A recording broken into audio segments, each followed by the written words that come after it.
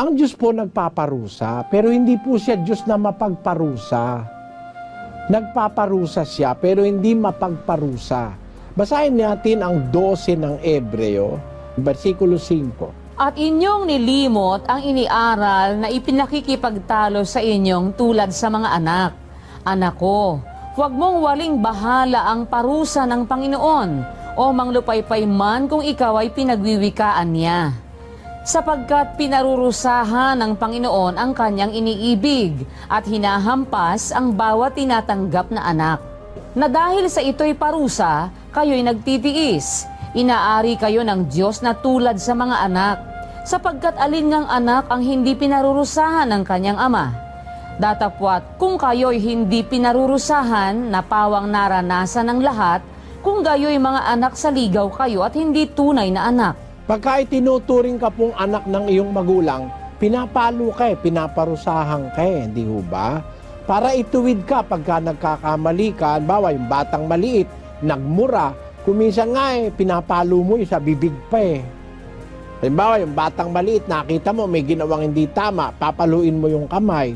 Something like that, kapatid. Parusa yun para magtuwid. Dalawang klase po ang parusa ng Diyos. Yung parusa, samantalang hindi pa dumadating si Kristo, yun po'y pagtutuwid. Pero yung pong parusa sa huling araw, yun po'y talagang parusa na. Yung sa dagat-dagatang apoy na. Pero ngayon, kung meron man pagpaparusa ang Diyos na ginagawa sa kanyang mga anak, para ituwid tayo kasi merong mga tao mali ang ginagawa Pagka napaparusahan, nagkakaroon siya ng kaisipan na magbago. Ganyan po ang after effect niyang parusa ng Diyos sa tao Magbago ka o kaya kung ayaw mo talaga magbago, bayaan ka na ng Diyos. Ganun po yun.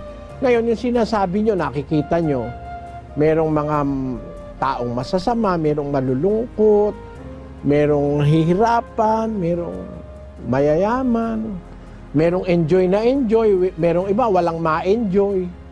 Kasi wala man siyang tuyo, paano siyang mag-e-enjoy? Meron tao wala man lang ma-enjoy sa buhay. Ngayon, ang ibig kong sabihin, alam mo po kapatid, hindi naman dahil sa ikaw ay mahirap, pinarusahan ka na ng Diyos Hindi po ganon. Meron pong advantages ang mahirap. Meron po siyang lamang sa mayaman. Minsan nga, nainggit ako sa mahirap Yung mahirap na tao, nandun lang sa isang maliit na pinagtagpi-tagping barong-barong. Ang kanyang bintana, lata ng mantika. Ang kanyang pinto ng bahay niya, sako na inilagay sa kawayan. Ang sarap-sarap ng buhay Alam niyo kung bakit? Paggabi na pagod yung pobre kapapalimos o kaya pagod sa kahanap buhay. Paggabi na, naghihilik pa Kahit na magbombahan sa tabi, hindi mo magising merong mayaman Mayaman, ang bahay nakabakod ng mataas, tapos may gwardiya, may security guard 4, may mga bulldog nakapaligid, tapos merong mga kamera ang bahay. Nasa loob ng kwarto, di makatulog. Sa dain ng binibilang na pera at saka mga negosyo, di makatulog. Kaya kung hindi na makatulog yung pobre, humina, nagkasakit sa puso, patay. Ayun. Hindi naman komo mayaman masarap na ang buhay kapatid. Naiinggit lang tayo sa mayaman, pero alam nyo, mas maganda nga ang mahirap kaysa sa mayaman Hindi ka hold upin. Sino naman mag-i-interest doon sa barong-barong mo? Ano naman makukuha sa loob nun? Papasukin ka ba ng mga hold-upper? Yung mayaman, may gwardya 4. Yung mga gwardya iniligaw nung magnanakaw. Gumawa ng paraan para mawala sila ng Walan sila ng malay. Pinukpok yung gwardya 4 sabay-sabay. Yung aso naman pinakain ng lason. O ikaw namang mayaman sa loob ng bahay mo, pinasok ka na. Yung iyong bahay niransak na. Tapos pinatay ka pa. Gusto ko na yung mahirap, walang mang-hold up. Di ba ganon, kapatid? Eto nyo, meron akong kilalang mayaman. May pabrika ng sapatos. Kawawa naman, may pabrika ng sapatos. Hindi niya magamit yung sapatos. Bakit? Wala siyang paa, naputol na sa diabetes. Yung mahirap, walang sapatos. pero may paa. Pagka nakatsyempo, makakasapatos din yun. Di ba? Kaya alam nyo, hindi puro pagbabentahe yung... Meron ako alam na mayaman, may pabrika ng sorbetes. Yung sorbetes niya, hindi niya makain. Bakit? May diabetes. Eh ikaw, mahirap ka, wala kang pambili ng ice cream. Hindi ka nga makakain ng ice cream. Naku, pero pag may nag-birthday, maraming handang ice cream, upakan mo na 1 galon. Okay lang, wala ka naman diabetes eh. Yan po yan, kapatid.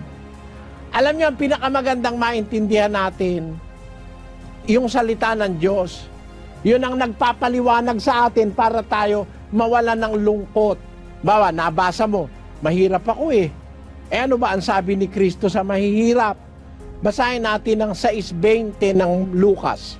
At itiningin niya ang kanyang mga mata sa kanyang mga alagad at sinabi, mapapalad kayong mga dukha, sapagkat inyo ang kaharian ng Diyos. Mapapalad kayong nagugutom ngayon, sapagkat kayo'y bubusugin. Mapapalad kayong nagsisitangis ngayon, sapagkat kayo'y magsisitawa. Mapapalad kayo kung kayo'y kapuotan ng mga tao, at kung kayo'y ihiwalay nila, at kayo'y alimurahin, at itakwil ang inyong pangalan at tila masasama dahil sa anak ng tao. Mangagalak kayo sa araw na yaon at magsilukso kayo sa kagalakan, sapagkat narito ang ganti sa inyo'y malaki sa langit. Sapagkat sa gayon ding paraan ang ginawa ng kanilang mga magulang sa mga propeta. Datapwat sa aba ninyong mayayaman, sapagkat tinanggap na ninyo ang inyong kaaliwan. Sa aba ninyong mga busog ngayon, sapagkat kayo'y mga gugutom. Sa aba ninyong nagsisitawa ngayon, sapagkat kayo'y magsisitaghoy at magsisitangis. Sa aba ninyo, pagka ang lahat ng mga tao ay magsalita ng magaling tungkol sa inyo, sapagkat sa gayon ding paraan ang ginawa ng kanilang mga magulang sa mga bulaang propeta. Ayon, sabi po ng Panginoong Hesus, mapapalad kayong mga dukha, blessed are the poor, for theirs is the kingdom of God. Blessed are ye that hunger now, for ye shall be filled. Blessed are ye that weep now, for ye shall laugh.